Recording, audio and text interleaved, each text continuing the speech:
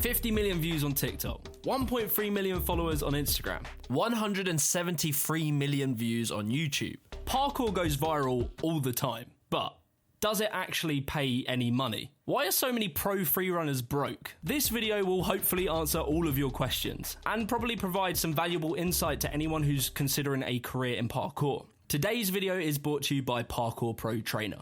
Become your own boss. So you might be wondering, how do freerunners actually make money? To understand that, we need to go back to the start of parkour as a commercial industry. In 2005, YouTube would launch and totally change the world. And it would open the doors to turn scruffy freerunner kids into online stars. This sort of first wave of professional parkour athletes would come from around 2005 to the early 2010s. However, even before that, athletes like David Bell, Sebastian Foucan, and the Yamakaze were starting to make notable careers in the commercial and filmmaking world. You see, parkour's main selling point is kind of interesting. Unlike skateboarding, BMX, and other action sports, parkour's main selling point doesn't come from the sport itself. It comes from the outside commercial world. Effectively, a boring product can look 10 times cooler if you slap it on a freerunner. On top of that, nearly every single major action film wants to have a cool parkour chase scene. So to professional freerunners, this is the money. In the early YouTube parkour days, athletes like Tim Sheaf, Ryan Doyle, and Daniel Ilabaka would become massive names. Their videos would amass hundreds of thousands of views, and they would build quite respectable audiences for themselves. But these views didn't quite translate to money. I spoke to Tim Sheaf, and he told me that 100,000 views would only get him about £20, which couldn't even afford you a train ticket to get to London to do parkour. But YouTube did offer them something. And what that something was, is exposure. Which in the early days of parkour resulted in a lot of interest from commercial companies.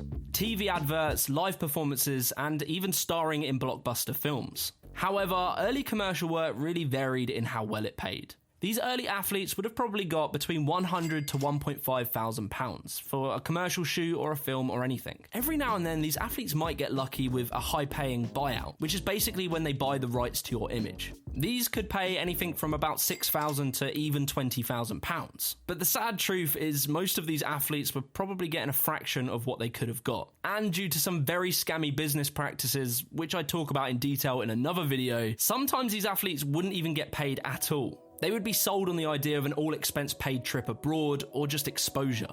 So how much do I think that these early professional freerunners would have made? It's very hard to say, but I'm going to estimate between about 2008 to maybe 2012, these athletes probably made on average $15,000 to about $22,000 a year. And this would be made up from a combination of commercial work, maybe a sponsorship and endorsement, and maybe they did one stunt job in a film. Work was random, sporadic, and unpredictable. However, as time went on, reality would hit. Like everyone, they realised they wanted to move out of their parents' house, and they would have to start paying bills. They could either continue trying to do parkour in the commercial world and see if that worked, or they could consider doing parkour in the stunt world, or quit parkour altogether and get a normal job. But for the ones who did stick around, many of them went into the parkour stunt world, and many of them have become very successful, like Pip Anderson, Marvin Ross, Katie McDonald, and these pretty old school freerunners have made quite respectable careers for themselves. So let's talk about the stunt world. How much money can a freerunner make in the stunt world? I will definitely make a video on how parkour influenced the stunt world, so if you want that, comment below. But for now, we'll just look at the money, because I know that's what you want. For a lot of athletes, the stunt world is considered probably the most sustainable and profitable way of making a career in parkour. However, there are a few things that hold people back from going down this avenue. Why is that? Firstly, the barrier for entry is insanely high. Like, I'm not even exaggerating, it's kind of ridiculous. To become a successful stuntman, you need to get on the stunt register. So let's go through the requirements for the UK stunt register. So firstly, you need some proven on-camera experience. But that's where the easy bit ends. You then need a qualification in a minimum of 6 disciplines. The list of these disciplines are as follows. Fighting. So you need some kind of top-level martial art qualification. Falling. This might be a trampoline qualification, or diving, or something like that. Then you need a riding and driving qualification. Passing your driving test doesn't count. You need some kind of stunt car driving. Agility and strength. This could be gymnastics or parkour. We actually got a shout out, we made it. And lastly on that list is swimming. But finally, after you manage to get 6 high-level qualifications, you then need one more thing. And that is a miscellaneous qualification. And they list a few nice and easy examples. Either a national champion in a sport, or a world champion, or an Olympian. So, it's pretty easy. So after this, you can probably see why freerunners aren't too eager to become stuntmen. However, if you do get past that barrier for entry, the pay is very good. A stuntman could ask for around about $2,400 a week. And if you're a stunt coordinator like the freerunner Travis Wong, you could ask for around about $3,000 a week. On top of that, there's additional rates for how risky and dangerous the stunts you performed were. If you managed to get on the core team of like a major blockbuster film, it wouldn't be unrealistic to get around £60,000 to £80,000 for about 9 months' work. Admittedly, those jobs are harder to get, but even the average wage for a stuntman is about £35,000 a year, at least in the UK. Katie McDonald, who has worked on Star Wars films and Marvel films, she made enough money to buy a house, or at least a nice amount to get a deposit. And it's rumoured that STORROR got around about $500,000 to feature in 6 Underground. But all that aside, there is one main problem with becoming a stuntman. And that is, if you do it full time, you kind of have to quit parkour. Or at least doing parkour frequently how we know it. Your body is your business, and if you roll an ankle when you're out training with your friends, that could result in you having to turn down work. And when it's your full-time job, you kind of can't afford to do that. So the main criticism of becoming a stuntman is how little you can actually do parkour.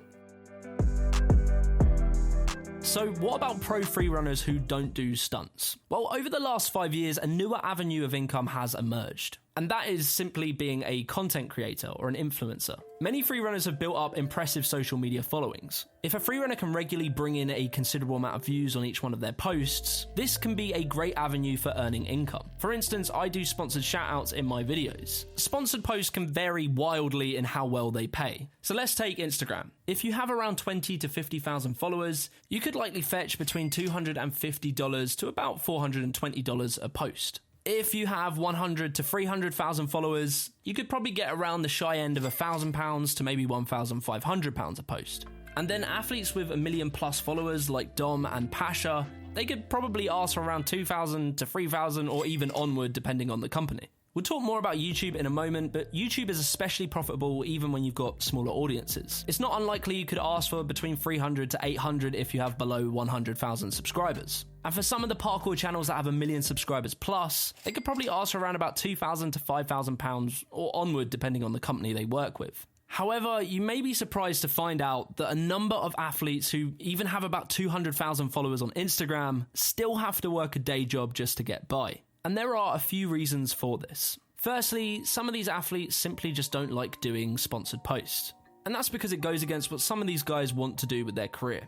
However, I think there are a lot of freerunners who would like to do more of this, but they struggle to find the work. They're not very business savvy, they don't know how to market themselves, and when they do get the work, they often undersell themselves. Secondly, the influencer world has kind of been predicted to be in a bit of a bubble for quite some time now. Oftentimes, having lots of views doesn't necessarily mean that their product's going to sell or that their audience are going to care about the product. More and more these days, brands are looking for creators with high engagement rates and just generally make high quality content. Luke Stones and Ampy Sound are good examples of high quality content that brands are really attracted to. So Luke Stones, for example, can ask for considerably more money than a lot of profiles. Even profiles that get 3 to 4 times the amount of followers and views, etc., he can ask for more money because he makes content that brands want. Luke can likely fetch around £800 for one of his sponsored posts. And that's because these higher quality pieces of content are reusable by the brand itself. But what about parkour YouTubers? How much money do parkour YouTubers make? Well, this is an interesting one. As many of you will know, YouTube went on a demonetization spree probably 3 years ago now, where major channels like STORROR, Nightscape, and Hit the Road were all completely demonetized. For 3 whole years straight, STORROR made literally £0 for the millions of views that they were raking in. So this, mixed with the fact that growing on YouTube is considerably harder than Instagram and TikTok, kind of demotivated people away from YouTube. But that aside, how much money did these parkour YouTubers make during demonetization? Well, they had to get creative. For instance, Hit the Road moved over to Tipeee, which is basically like a French Patreon. As of the time I looked, they're making £4,254 a month. And this is from 2,200 tippers, I don't know what it's called. And this pays Clement and Paul a sustainable wage that they can live off of. And on top of this, they can make additional revenue from merch sales and brand sponsorships.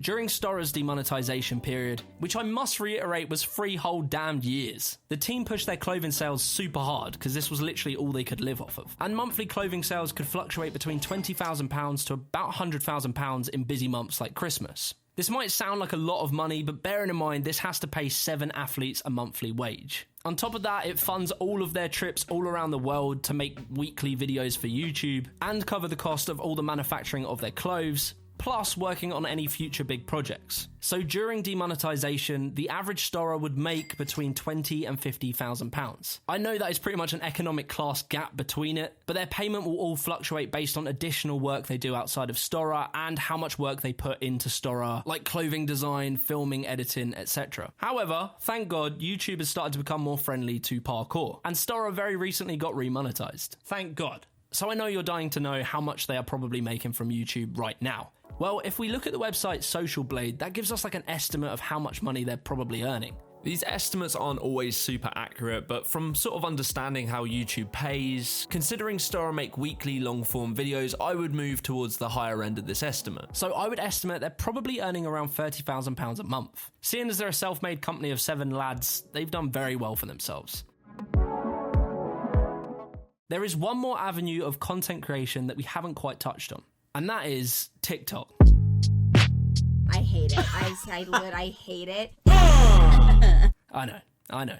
TikTok actually shows to be quite a promising platform for freerunners, because very recently they started to pay their content creators. It's not insane money, but let's give you an example. I spoke with Johan and he has 1.7 million followers on TikTok, and he tells me that makes him roughly €250 a month.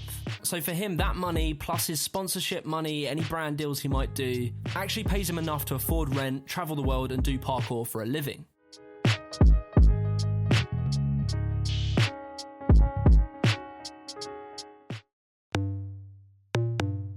At this point in the video, you are probably dying to know the answer to the question of the video. How much money do pro freerunners make? Because I don't want to disclose how much money individuals make, we'll give an example. Let's create a freerunner. Let's call him Bobbybigshot. Bobby has 100,000 followers on Instagram, and maybe 500,000 on TikTok, and probably 5,000 on YouTube, but he doesn't use his YouTube that much. If Bobby does 2 sponsored Instagram posts a month, and he charges around £300 each, so from that he makes £600. And let's say he had a really good month on TikTok, you know, like he was doing all the dances, he was going for it, and he made £150. And let's say he got a job on a commercial shoot that's selling like a trainer or something, and he got about £800 for that day of work. That would be a pretty good month. So on average, he would have made around, so 600 plus.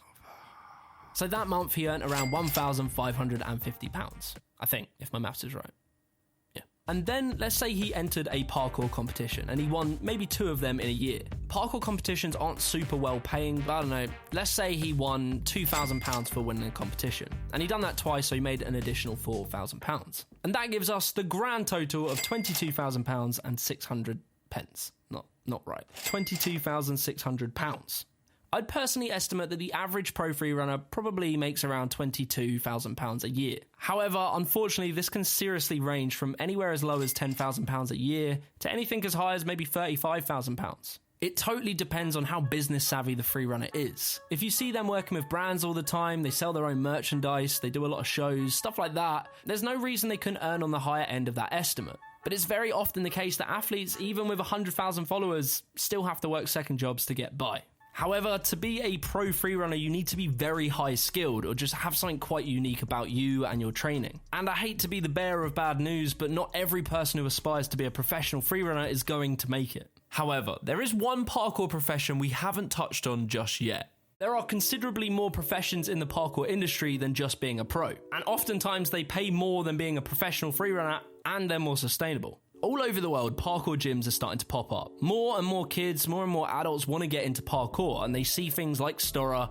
and they think, I want to learn this. So the final category we'll get into is parkour coaches or parkour gym owners. There isn't really like industry standards for this, but I'll tell you what I've found out from my research. After talking to gym owners and coaches of various levels, I've worked out sort of roughly how much they all get paid. So, if you landed yourself a head coach position at a popular parkour gym, you could probably look at getting between £24,000 to about £35,000 a year. And for those who are bold enough and decide to make their own parkour gym, they could be looking at 30k plus. And when I say plus, it could really range. There are people who own gyms in America that are probably getting around £100,000 to £200,000 a year. It all comes down to how well the gym does. A part-time parkour coach might get about £900 to £1,000 a month, working out to about £12,000 a year. And then a step up from that, a full-time coach might make around 18 to 20k a year, depending again on the gym. And these days, entering the coaching industry is getting easier than ever. Parkour Pro Trainer is a great example of a course that helps freerunners turn parkour into their full-time living. This is a course created by WFPF, who have been around in the parkour world and the coaching world since its inception. They teach you everything they know from the many years of trial and error they've been through. Parkour Pro Trainer offers a full curriculum, a development plan, and an insurance for its coaches. Getting insured as a parkour coach is one of the hardest hurdles to overcome. No one wants to insure freerunners, but Parkour Pro Trainer does just that. So if you head over to onlineparkourcertification.com and use the code JimmyTheGiant10, you'll get 10% off and give yourself an incredible toolkit that will help you start your dream career. In summary, the pro parkour world is a very tough world to crack. It's a very young industry. No doubt over time it'll get much better and pay better, but for right now it's very hard to make money from. As parkour grows, more and more young, innovative freerunners will come into the scene and learn new ways to monetize the sport. Personally, I'm very bullish on parkour. I think it's going to become a very valuable industry in the future. I see a future where professional freerunners are as well known as skateboarders, and parkour brands are popular in the mainstream world, and parkour competitions start getting the viewership they deserve. If you enjoyed this video, be sure to subscribe to the channel and leave a like on this video. If you want to help support me, you can do so by donating to my Patreon or by using my discount code for the Parkour Pro Trainer. Peace.